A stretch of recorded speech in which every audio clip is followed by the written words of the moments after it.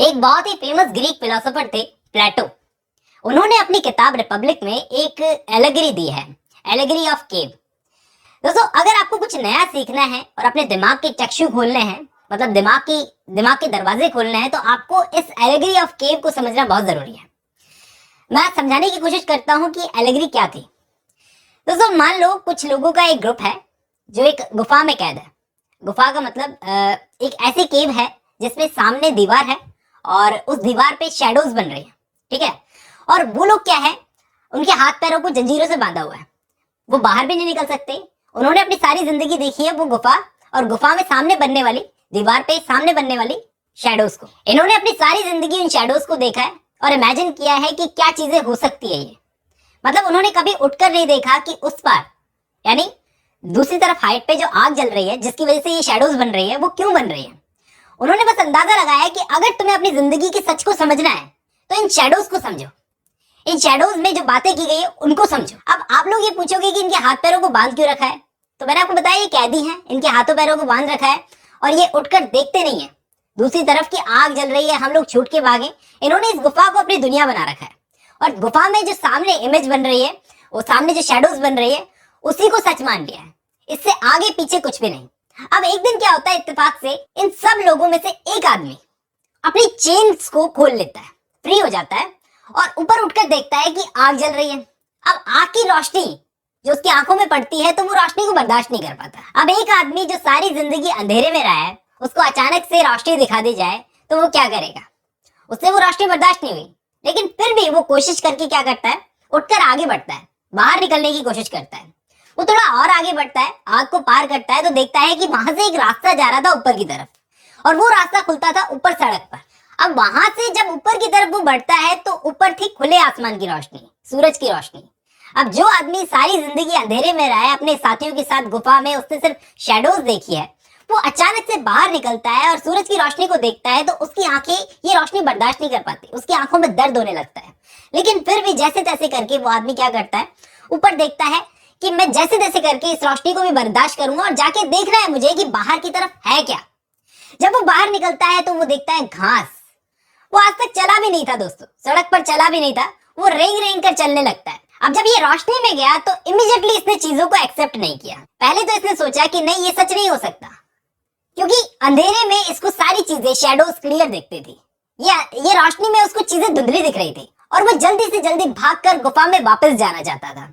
लेकिन हम सब जानते हैं जब वो रोशनी में आ चुका है तो वापस अंधेरे में क्यों जाएगा और कैसे जाएगा। अब वो गुफा में जाना तो चाहता था लेकिन वापस जा नहीं पाया। पता है क्यों? क्योंकि उसने जब देखा कि दुनिया कितनी कलरफुल है, आसमान नीला है, तारे रात को चमकते हैं, पेड़ की छालों को देखा, हरियाली को देखा, ग्रीनरी को देखा, फिर उसके दिमाग में आया कि ये दुनिया कितनी कलरफुल है।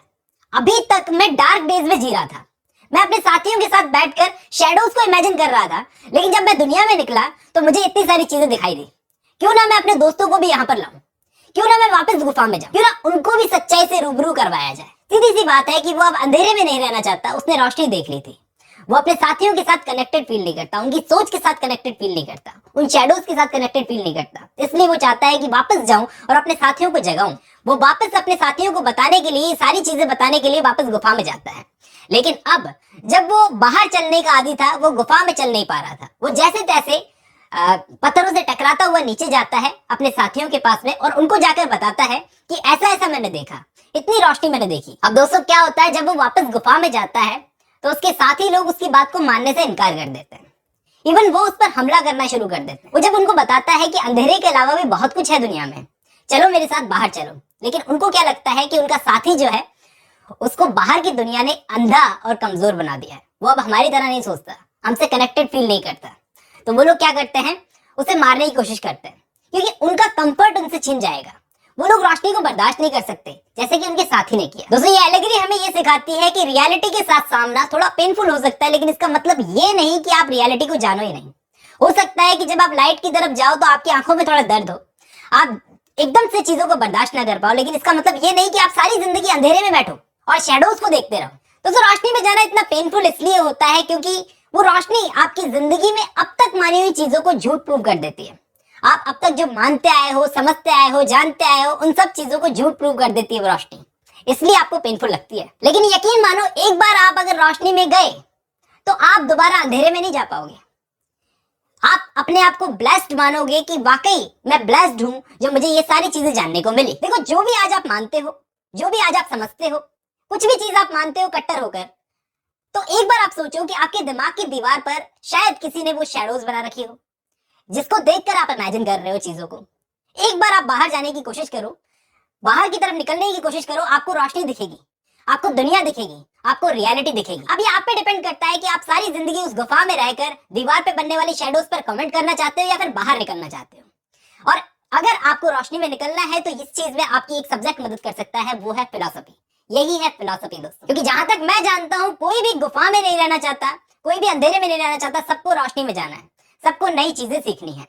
लेकिन जो रोशनी से आंखों में दर्द होगा ना, उस दर्द को बर्दाश्त करने की क्षमता भी हर किसी में नहीं होती दोस्तों। अगर आप में है तो आप बाहर निकलो। ये एलेगरी आपको समझ में आई होगी दोस्तों। जितना अच्छे से हो सके उतना अच्छे से मैंने इसको समझाने की कोशिश की है।